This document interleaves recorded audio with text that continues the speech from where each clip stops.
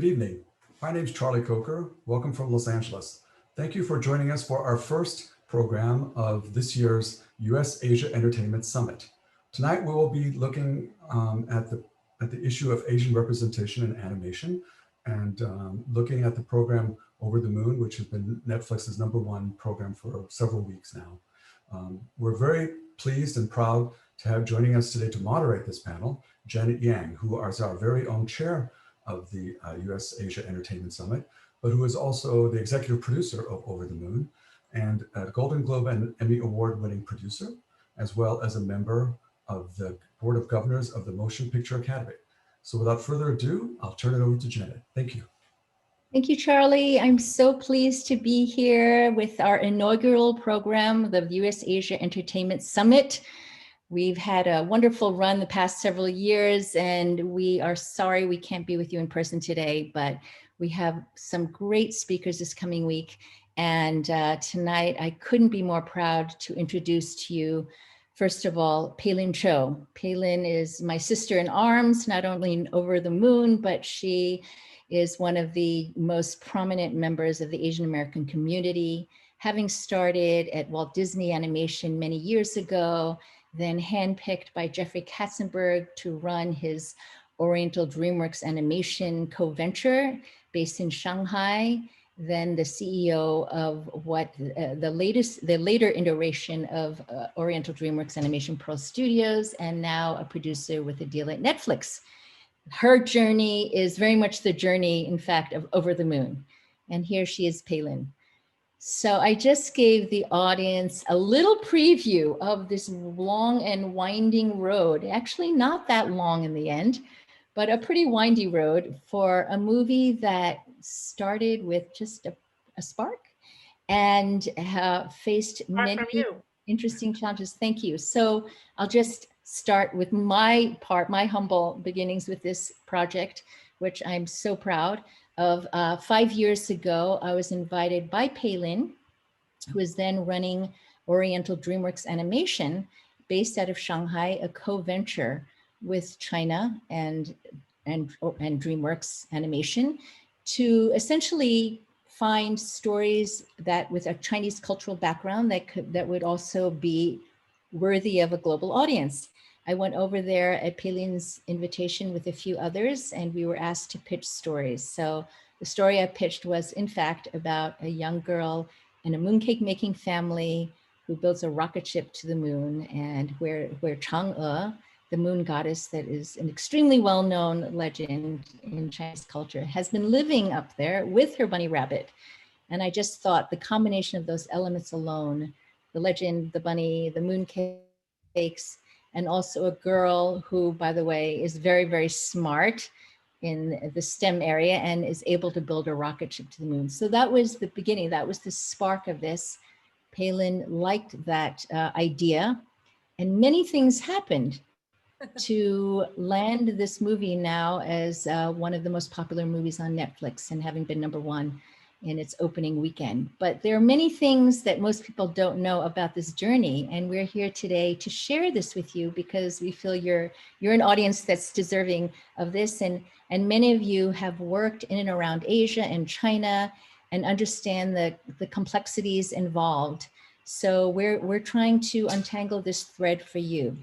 So Peilin, that was 5 years ago where we arrived in Shanghai.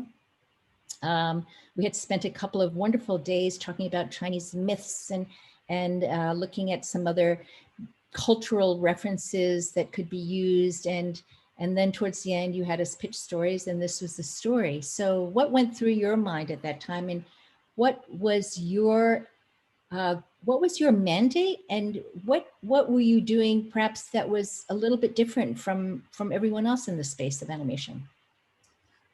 Well, so the mandate of Oriental DreamWorks was really to find Asian stories that could be shared with the globe.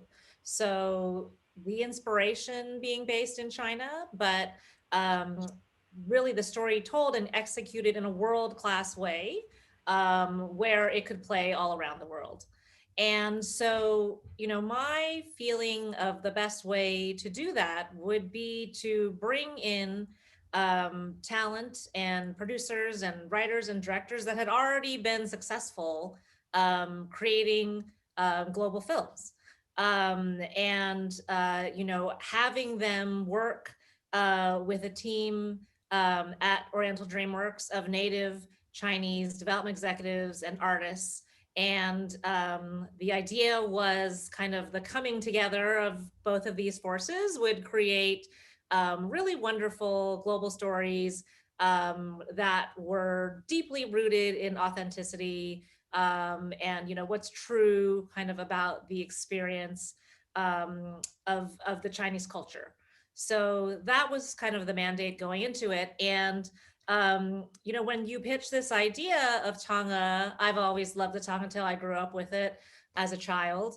But what I thought was so unique about it was that you made it a modern day tale and set it seen through the eyes of a little girl named Feifei and her quest to prove if this moon goddess exists or not. So really we're entering the movie through a little girl in modern day China with kind of this impossible dream. And I just thought, what a wonderful way to approach telling this tale and telling this story, because I think if you told like a straightforward version of the Tonga tale, it would probably feel a little dusty and a little like, why do I care about that? Why is that relevant to me? But I think that your approach to it, your entry point into it, really, I think, really had a global hook about it, and that's what made me super excited about the idea from the very beginning. That trip in Shanghai was so special for a number of reasons, not only because the movie was birthed there, but I so reveled in being surrounded by people that I craved for creative inspiration all my life. And by that, I mean people who were very familiar with Chinese culture, but also understood the international marketplace. How did you build that company? And what did Jeffrey tell you to do or not tell you to do?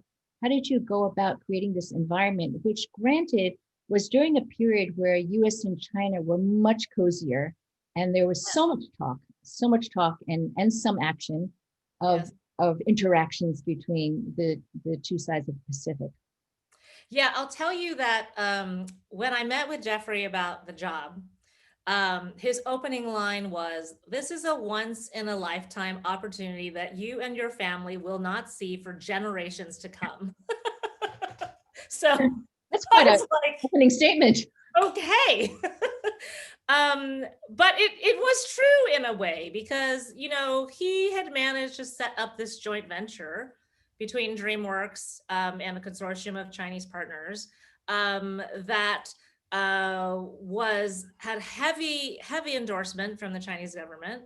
I can't remember the year, but there was a moment where Xi Jinping stated kind of the top collaborations between the US and China, and Oriental DreamWorks was one of them. So it was very, very high profile in how it was set up. And I think that, because of that, there was a lot of opportunity. There was a lot of buy-in in terms of the government supporting it, but also, creating this. It came off of the heels of the success of the Kung Fu Panda series and the feeling that there were more global stories that could be told. And, I know there was definitely a feeling, at least amongst the entertainment industry in China at the time, of like, why didn't we make Kung Fu Panda? It's crazy that this US company made Kung Fu Panda. And, how can we make more films, new films, that kind of fill that cultural, place. And so that was really kind of the goal going into, What a surprise visitor. That's amazing.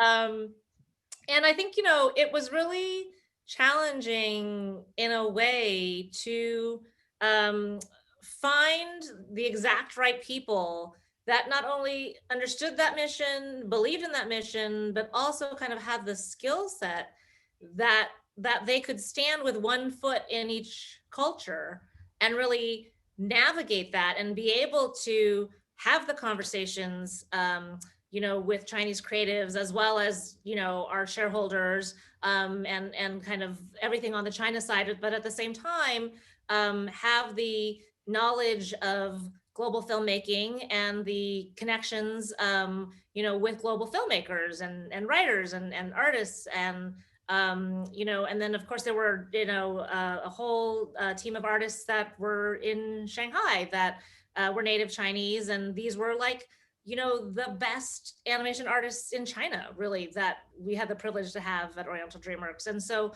all of those forces coming together, and when an idea like this we decide we're going to develop, it really was amazing to kind of have the best of all of those worlds coming together working on this film.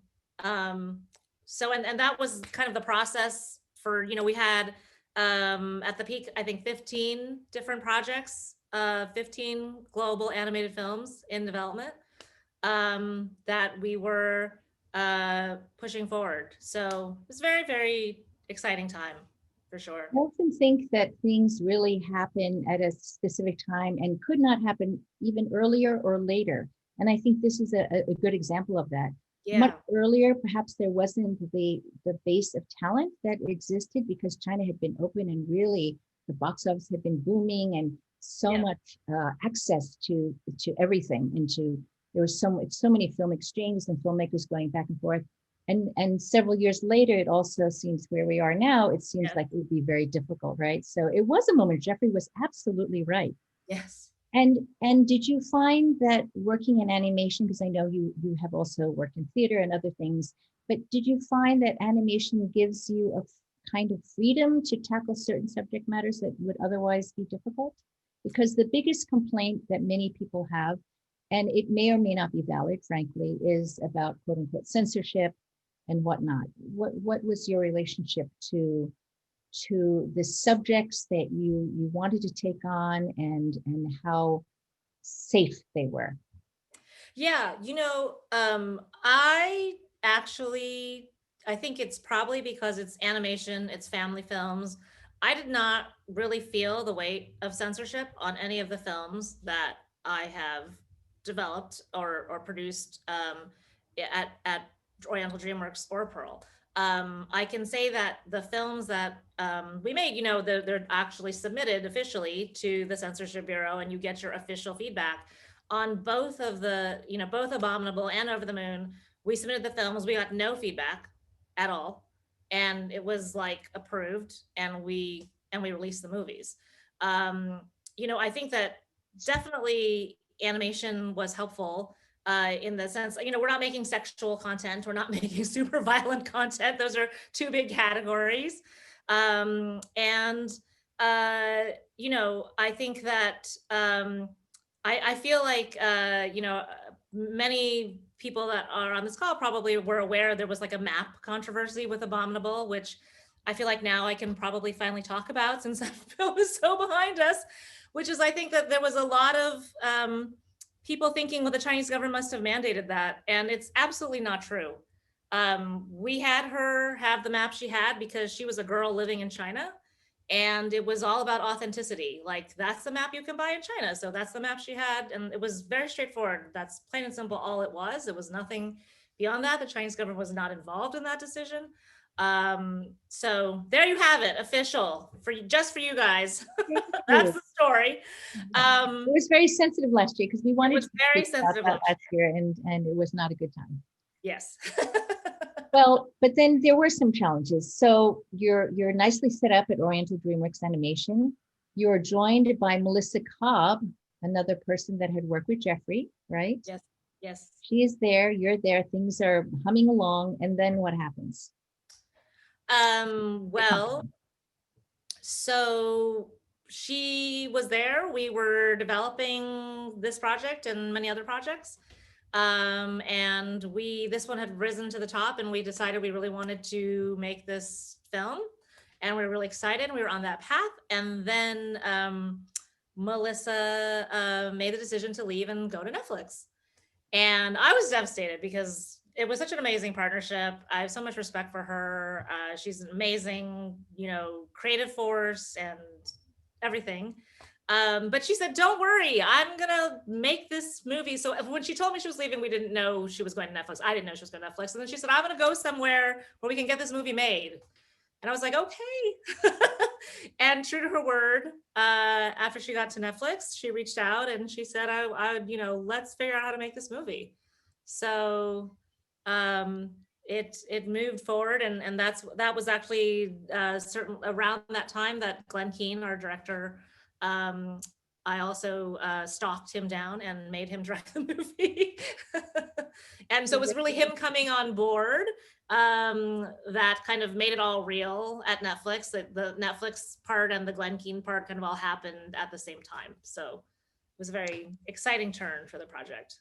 And in the meantime, there's some internal changes at Oriental DreamWorks Animation, aren't there? Yes. So Oriental DreamWorks was sold along with DreamWorks to Universal. And so Jeffrey Katzenberg, who had hired me and started the company, exited the equation. And I was left there not certain if there was going to be any more Oriental DreamWorks or what it was going to be. And living in China and thinking maybe I need to be moving home pretty soon. What happened is that the Chinese partners decided to buy out the DreamWorks share of the company. And Frank Zhu, who was the CEO at the time, came to me and said, let's build this together. We're going to rename the company, and it's going to be, even more exciting place to be. So I decided to stay, and the following spring, we renamed the company Pearl Studio. And what was different about Pearl from Oriental DreamWorks Animation, if anything? Yeah, well, one of the main differences is that, as Oriental DreamWorks, we were like the Asian brand, the Chinese part of a larger DreamWorks. And as Pearl, we were like a totally separate standalone company. So apart from what I personally thought was a much better name because it did not have the O word in it.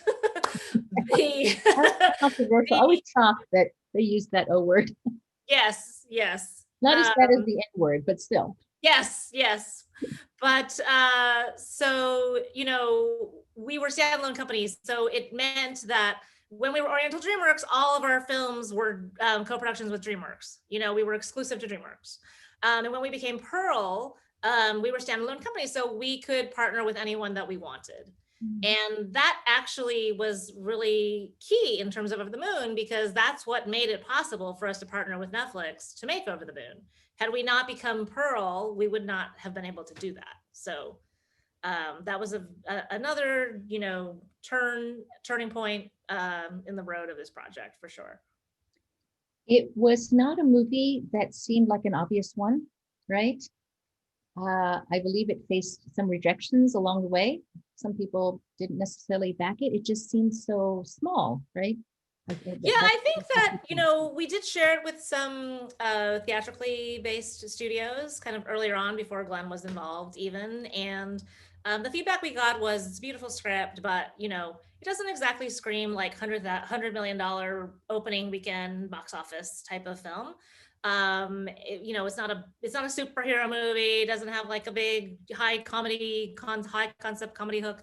It really wanted to be what it was. And so I think that's one of the things that I was so excited about this partnership with Netflix, because I knew there we would get the opportunity to tell this story in a very authentic way, and to tell it the way that it was meant to be told, not to try and blow it up into a bigger story, or have like a, very, intense villain that needed to be defeated and save the day. The film doesn't even really have a traditional villain, which is almost unheard of. Yeah, it was definitely, I think it landed where it was supposed to land. It was very meant to be. It definitely defies a lot of the rules, especially because, as you say, with the theatrical blockbusters that everybody's gotten so accustomed to, everything is very big and loud. And, I just so. Or a sequel. I so appreciate that you were able to maintain the integrity, and it really was just so karmically wonderful that Melissa, who was there from the beginning and very supportive of the project, was able to be at a place, like she said. I was so far, you've gotten great premonitions from Jeffrey told you this was a once in a lifetime opportunity, and it was. And Melissa said, "Don't worry, I'm going to a place where we can get this made," and she was right. So I mean, Yes. it's Well, there was something about this film, I mean, and you know this, kind of all throughout the path, it really felt like it had a like life of its own. And any time the film faced an obstacle, you know, or needed something, it would just find its way. And it just kept finding its way over and over and over. And I think that, you know, part of what really motivated me to like make sure that we were telling the story the way it was meant to be told is the fact that it was Audrey's story, as you know, and how Audrey special Wells, it the was. screenwriter. You might want to, for those who don't know, Yeah, that was yeah, another just completely magical piece. So yes, do tell about Audrey. sure. So Audrey wrote the film, and she connected with the idea right away, and loved She's a this very sought after screenwriter very, very sought after screenwriter. and Yes, not inexpensive. no, definitely not inexpensive. And I have been a fan of her my entire career, and she's kind of famous for writing really strong female characters. And I just thought she would just be so wonderful for this film. And actually, prior to this film, she had never written a script for animation. So this is actually the first time she had written for animation. But I had a really strong instinct that she would connect with this, and she did, and she loved the idea right away. Like from the moment I pitched it, she was the first writer on it. You know, she really brought so much of herself to the story. And when she turned in the script, she told me, "This is the most important script I've ever written," which is pretty amazing when someone like Audrey Wells, which has written so many amazing movies, tells you that. And I knew that, you know, she had a daughter, and she had remarried, and she had a, you know, her daughter had a stepfather. So I thought, oh, maybe because this dynamic is in her own family and she wants her daughter to kind of, you know, see that. I kind of, we never talked about it, but I kind of assumed that maybe that was part of why the script was so important to her. And then it was about a year later that she shared with me that she was sick. And she did not think that, she did not know how much time she had left, but she did not think it was a lot of time. And she told me that she wrote Over the Moon as a love letter to her daughter and her husband, because she wanted her daughter to always know that even though she might not be able to be there with her, that the love that they shared would last forever. And she wanted to give her daughter permission to love new people and live a full life and open her heart. And she wanted her daughter to like have this movie always. And she asked me to do everything I could to get this film made, which I was totally already on board with because I loved the script so much. But this conversation was in May 2017. And in June 2017, I went to the Annecy Film Festival and I reconnected with Glen Keane, our director. And it was just like a linear line almost. I was so amazed. And I knew he was giving a talk there about thinking like a child and all the things he loved about filmmaking. And I was in the audience and heard the talk, and everything he was describing and saying, like characters that believe the impossible is possible and living in the skin of characters, everything he was saying, it was like he was telling me a secret message of like, I want to direct Over the Moon.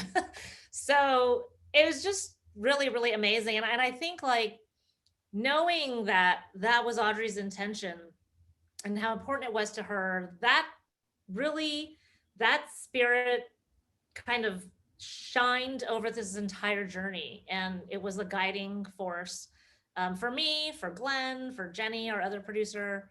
And, you know, we wanted to do right by her. We wanted to, you know, it was such a gift that she had given us. And we wanted to create this for her daughter the way that she wanted. And so all of those things, you know, were such an important part. of the journey. This movie has been so much more than just a movie. It It's has. been just this very odd, magical journey. And then Glen, who had never amazingly directed a feature before, but was one of the most revered animators. The fact that nobody thought to ask him to direct before, and that didn't want to, and now of course he's probably getting 1,001 offers. But that's the Well, he had lack directed. in the first magic piece. What's that? Yes, no, I was gonna say, but he had directed a short, of He course. directed the short that won the But for Academy which, Award. he won an Academy Award, like you do. That was, talk about moving. I was Yeah. sobbing my eyes out when he showed me that. But so a lot of discoveries and a lot of just these strange kismet connections, and Yes. and Glen is both the beginning of a whole new chapter of this project, of course, but it's impossible to imagine a better director for this movie. Oh, impossible. And Literally I knew impossible. the moment, it's funny, when I was at Annecy, when Glenn tells the story, he always says, I thought I was giving a talk, but it turns out I was auditioning for a directing job. And I was like, auditioning? I had to clarify the other night. I did a panel with him and I said, let me just clarify. Glenn always calls it auditioning, but it was like, it's Glen Keane. Any movie he wants to direct, I'm in. But what really happened in the talk was that everything he was saying made me feel like this is going to be a project he's going to respond to. This is going to be a project he's going to want to direct. And Glenn just really, I can't say enough about him. I could not hold him in higher esteem as an artist, as a human being. He took this film to pinnacles of artistic excellence I didn't even know existed in terms of like what can be achieved in animation. And as if that's not enough, he does it with kindness, with integrity, with openness, with generosity. Every single day of making this film with him was just like joy, so much joy. And it was an amazing experience, far beyond just making the film, as you've said. And his kindness and his humility, because he was so willing to learn, because of course, we're in a period of time now where we want authenticity, and we often feel like that everyone behind the camera as well as in front of the camera have to be exactly from the same background. But it's not true when you get someone like Glen Keane, who was so interested in knowing what the culture is really like, and wandering through the water towns of Shanghai and absorbing the architecture and food and the family customs. And that's the rarity. I think his absolute ability, willingness to learn and absorb without one iota of arrogance or like, I know better. Never. So yes, no, he often talks about how he approached it knowing very certainly that he didn't know, and that was the spirit in which he approached everything. And he came to China for 2 weeks, and we basically did everything in the movie. We went and made mood cakes, we rode the maglev, we visited family-run mooncake bakery, we went to a school, we went to a family dinner, we visited all these water towns.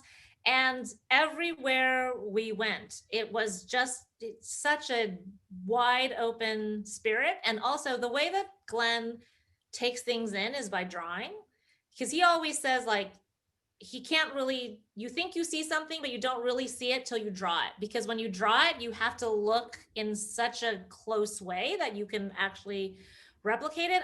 I think he did hundreds of drawings over the course of the time he was in China, just hundreds. And then beyond that, because we had a team of Chinese artists on the film, and Pearl being based in Shanghai, and that as a resource, the constant dialogue and conversation about every single aspect of the film, from the script to the character design to the environment design.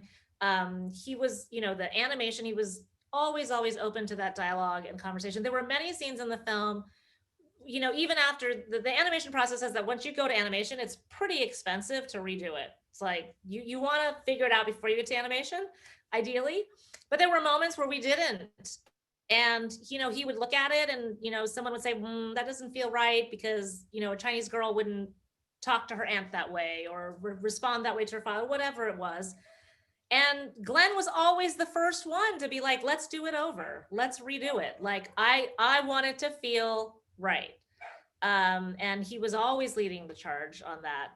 You know, I think he cared about authenticity probably the most, like maybe even more than Chinese people that were involved with making the film. So I think what amazed me, having not worked on an animated project before, is that just with his drawings alone, his static drawings, so much life and so much emotion came through on every character, you know, whether they be animal or human.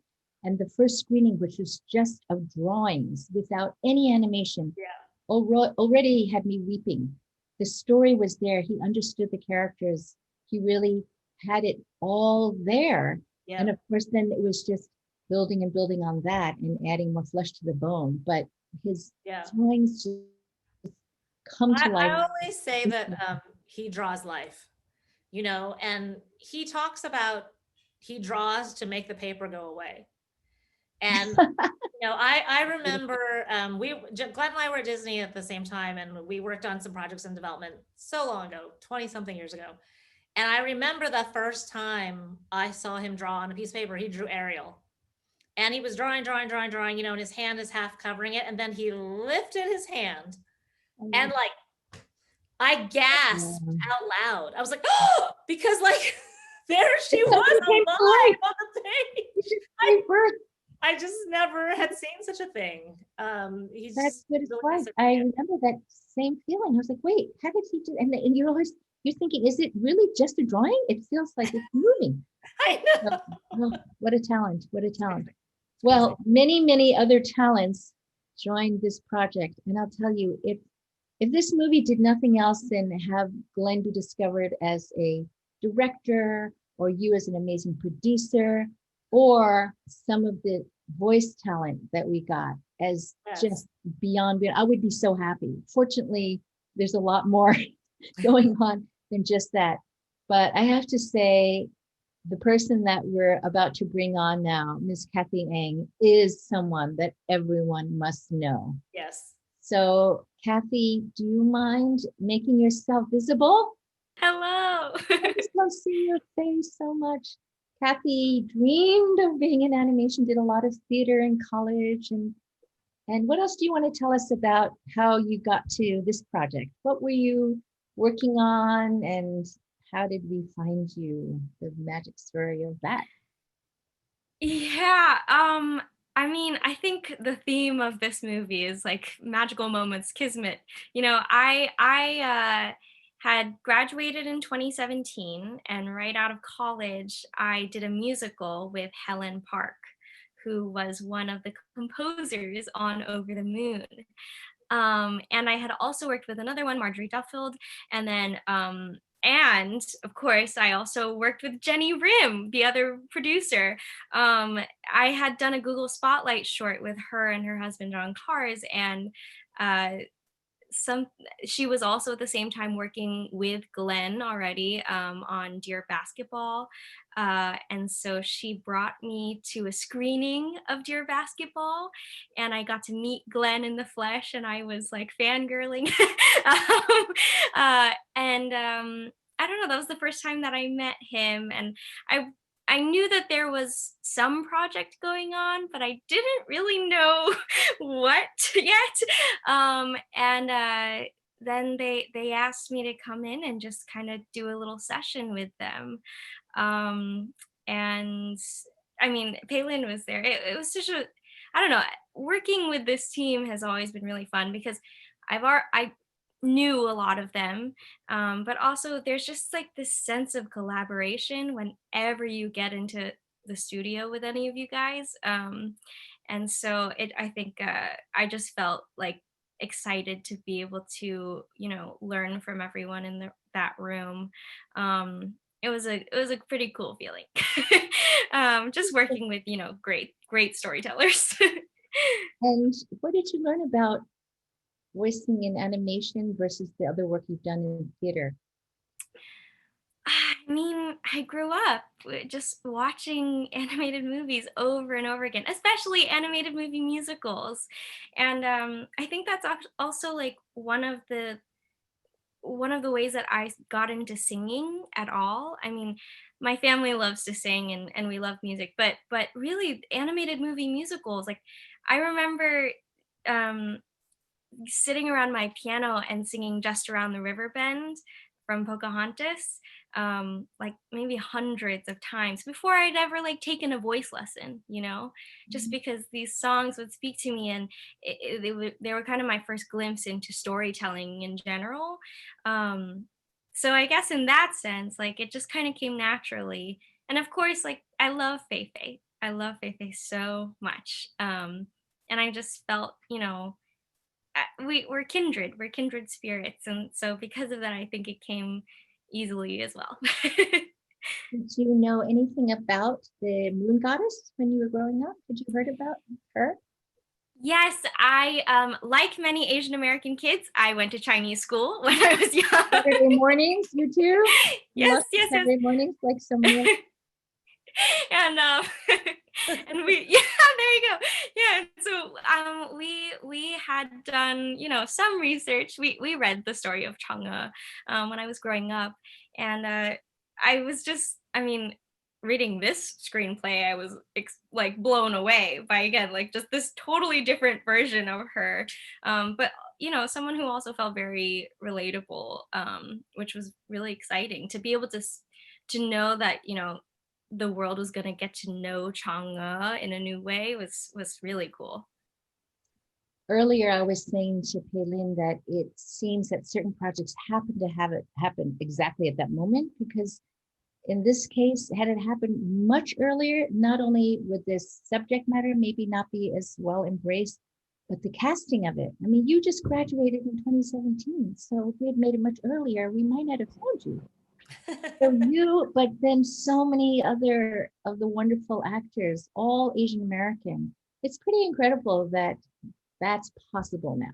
What did that mean to you to be amongst so many other cast members who are kind of from the Asian American community? I mean, there's a huge sense of pride, just to be able, like pride and honor, honestly, to be able to work with these people who, again, like they inspired me. They paved the way for young artists like me to just kind of boldly choose this career path. And so I was I was so honored to be able to tell a story with them, um, but also just very excited for the world, to be able to see that this cast and this movie, you can make a movie about Chinese culture with an all Asian cast and so many Asians behind the table making this happen. And it can be really successful, and everyone around the world can fall in love with the story. And it's just proof, that we can do this more often. Um, yeah. And also, I mean, like, the response that we've shared some stories in these panels. We've heard from so many kids and families, especially those of Asian descent, about them seeing themselves in these characters. And it's so meaningful that we could provide that for them. And I'm so glad that, they have it whenever they want. If you have Netflix, you can play it whenever you want. You always have it with you. I've been hearing about a lot of repeat performers. Just told me that every time his, I don't know, 4-year-old son goes into the bathroom, he's got the iPad and he's singing along, and the dance steps and the music. And yeah, really big kudos to the songwriters, of course, and the choreographers and all the talent that went there. So many of whom are Asian American. I mean, this plethora of talent has not been seen before, really. And that is, I'm so glad this movie is happening now, where there's an openness to this material and we can find just all the talent. Peilin working in Shanghai, finding the Chinese animators. It really is a celebration of so many things, storytelling by our community for everyone, but with a special kind of, tipping of the hat to those of us who've grown up with these stories. So I am going to now take some questions from the audience, unless either of you has anything you want to add to this conversation at the moment. That's you questions? I think Cathy, well, I do want to ask you one more. I don't know if you can talk about, Cathy, do you have anything up on your dance card right away that we can look forward to. We want to support you all the way. Is there anything we should know about? Are you allowed to talk about it? No, I don't have any. No, I'm unemployed, guys. Everyone, The full COVID experience. yeah, I it's a tough time. True. It's okay though. I'm basking in Yeah. the joy from our movie, and I mean, I'm very lucky. I do have ways to continue to make art, and I'm privileged enough to be able to, just try and do that from my own room here. So that's good. We all need some art to feed our souls, but What kind of if anyone art? wants to hire me, Yes. What kind of art do you do? When you say art, what kind of art are you painting? I saw some things in your background, like a stitzy moon. Oh, well, I guess I have been painting, but no, I'm not a good painter. Just more like music and, just I'm doing like little readings here and there and just trying to support all the writing that's going on right now. People have so much time to write and we're creating more stories. So, however I can help, even though there's no really official jobs. And your parents have been very supportive of your career choice? Yeah, and I just want to say, if any parents are watching this, please support your children because I would not have made it here without my family's support. They have always fostered this love of music in me, and now storytelling, and so I I obviously they might prefer that I go to medical school, but they're also so proud that they could come to America, raise their family, and now their kid has so many options. Like it's really possible. So thank you, mom and pop, and just my whole family. They're Oh, so great. I say to Asian parents lately, it's like save that money that you would be spending on your kids' mid school expenses or law school expenses if they don't have the passion. Because I know there's a bunch of degrees out there that are being unused. The number of stories of Asians who went and got that degree and then didn't use it is alarming. So save the money and let them get started earlier on what they really want to do. Yeah. Anyway, I've got several questions here. One question is about how did we get Philippa Sue in the movie? The timing seemed quite serendipitous with her successful run in Hamilton. How did that happen? She does have a magnificent voice. Yes, she's amazing. And I think that, when we were talking about who could play the goddess, she was top of our list. We're like, oh my God, how amazing would it be if we could get Philippa Sue? It was kind of like this fantasy dream. And, we reached out to her and she agreed to take a meeting. And the amazing thing is when we met her, she talked about how connected she felt to the myth because she grew up with it, and being half Chinese, how meaningful that was to her, but also that she had never had the opportunity to play an Asian role, let alone or Chinese role, and that she was so excited about the prospect of doing that. So she was pretty enthusiastic, kind of right from the get-go. And she was there the fateful day Cathy was there in that recording booth. The moment I heard her in the role, it was just like, I turned to Glenn and I said, I believe she's been alive for thousands of years, because she is such a soulful voice. And the singing, like, forget it. Like, who could do it better than her? Nobody. So we were so thrilled. So she was one of the first people cast right along with Cathy. I think it really also shows how we have to be a rising tide. We need the writers to write the material, and then the actors can come on, and producers and directors. So it's often seems to appear to the public, oh well, there isn't the talent, or there isn't the how did you find them? Actually, the talent is abundant, but we need the material. We need the material and to show off that talent.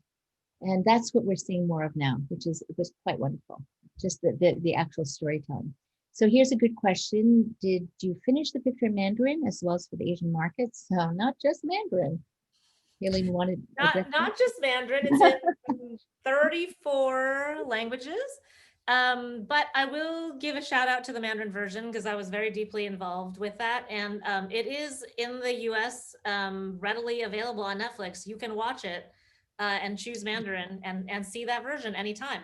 So I would encourage you to do that, especially if you're a Mandarin speaker, because it was something that was done not lightly at all, through a very focused, extensive process. A Chinese screenwriter was brought on to do the adaptation. And there are Chinese stars in the adaptation. And it is not only translated, it is really, really adapted because it has local colloquialisms and the humor and the dialogue. It was really, it was done with a lot of care. So if you speak Mandarin, I encourage you to check it out. Not only that, but in other languages, they got people, pretty well-known singers as well, Yes. to sing the songs. I mean, really kudos to Netflix for treating this project with such incredible care and creativity. You know, a lot of the little YouTube videos they've been posting that give you a good sense of what went on behind the scenes.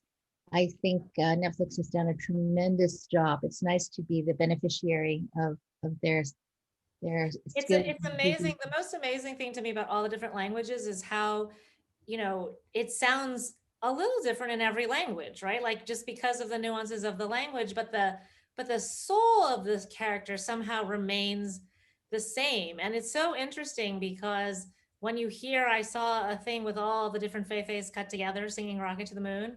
And it just really feels like, wow, Cathy can speak 34 languages. Like that's what it sounds like when you watch it. You know, because it's her soul all the way through. They really maintain that consistency. It's really amazing. Quite amazing. All right, here's a question. There's a limited number of successful Asian entertainers in the US. Maybe, maybe not. What strategies do you think should be used to increase the population, and how can they break the stereotype? And is our popularity only limited to anime, martial arts, math and science roles, voice acting, the first victim roles, etc.?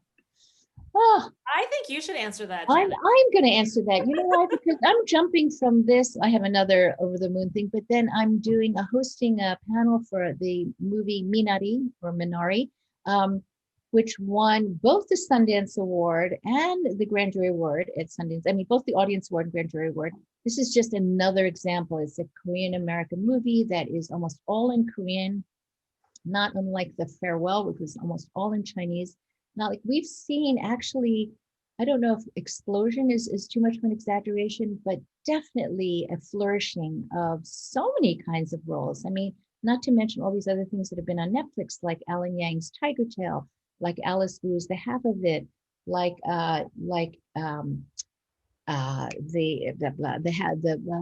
Never Be My Maybe with Ali Wong and Randall Park. So I just don't agree. So I don't know how to answer that question because I don't agree, because I think we are in fact seeing a lot of different roles, different kinds of stories that are not at all stereotyped, and we're going to see more if some of us have anything to do with it. We are working at that, and we're going to make sure that Cathy has many, many roles and that she's going to be seen on camera, of course. So there's another cute question, speaking of which, Cathy, somebody wants to see your paintings. You have to share. I think you have to share. Okay, let's see what I have this guy, but again, I'm not a painter. When I said art, I really meant piano. I was making this guy. After I did a musical called Maybe Happy Ending. Cathy, you are, I'm sorry. I'm almost gonna have to like hate on you. You are so talented. You are a good painter and you perform. It's like this cluster of skills that sometimes happen in one person. That's just this took me a long time though. I just need you to understand. Unlike your rendition of Rocket to the Moon. Yes, it's probably too long. That was for shut up. But seriously, that's a very good painting. Thank you. Thank Okay, you. so you do have a lot of talents. Quarantine hobbies. Like many roles. Here's one other question. Do you think the popularity of Asian films has done well in representing Asian culture to the US? What do you all think? Has the popularity of what? I'm sorry. Asian films. So maybe this person is referring to things like Parasite or other films from Asian, or this is anonymous, so I can't address. Or do you mean Asian American films? Maybe they mean Asian American films representing Asian culture. You know, the language has gotten so complicated, and at the Academy, we often discuss like, what is the right nomenclature for, some people don't like people of color.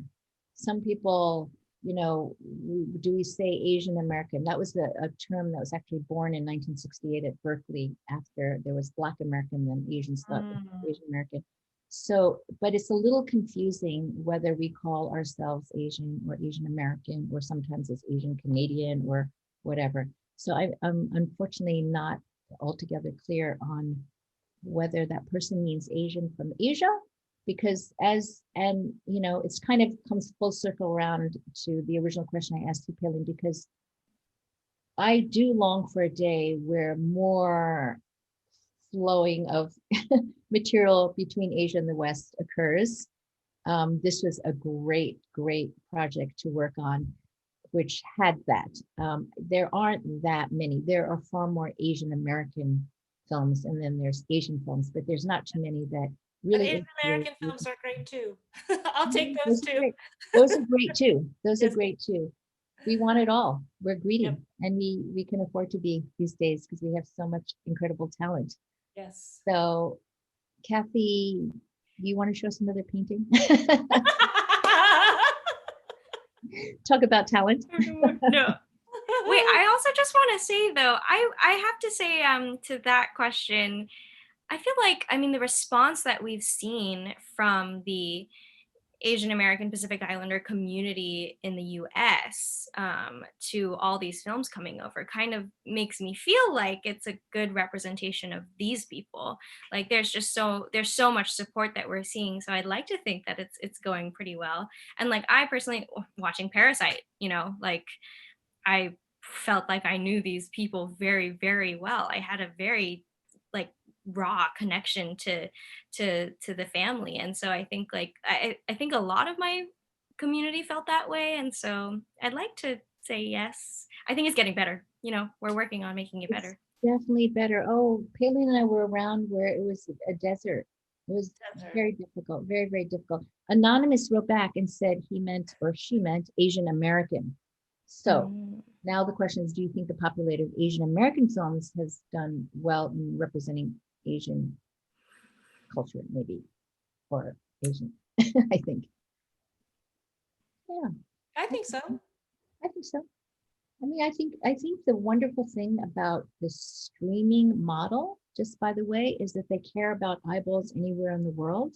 They care about diasporas. It doesn't have to be this simultaneous gathering of people at the same time at the same place. And that really opens up the possibilities. And also because social media is used a lot.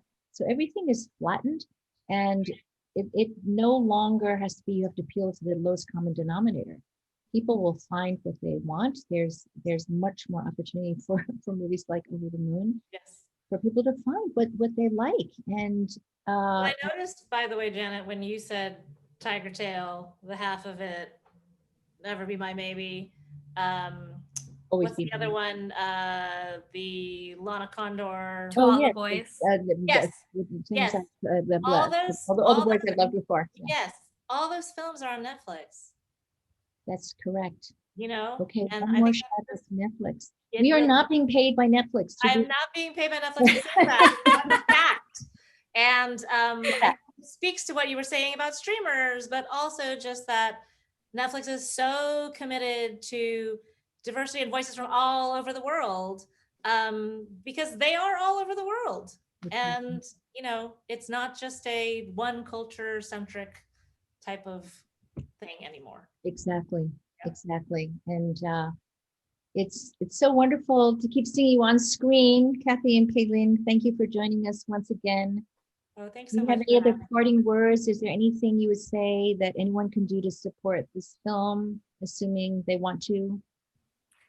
Tell your Uh, friends. Watch it on Netflix over and over and tell your friends.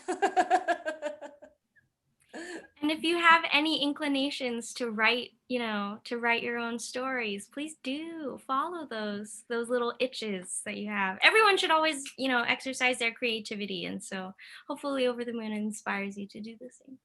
Be like Fei Fei. Believe the Wonderful. impossible is possible. Exactly. Oh yeah. That's a wonderful closing message. Thank you both so much. Thank you Thank you, all Jenna. who have tuned in for this portion of the U.S. Asia Entertainment Summit, sponsored by Asia Society Southern California.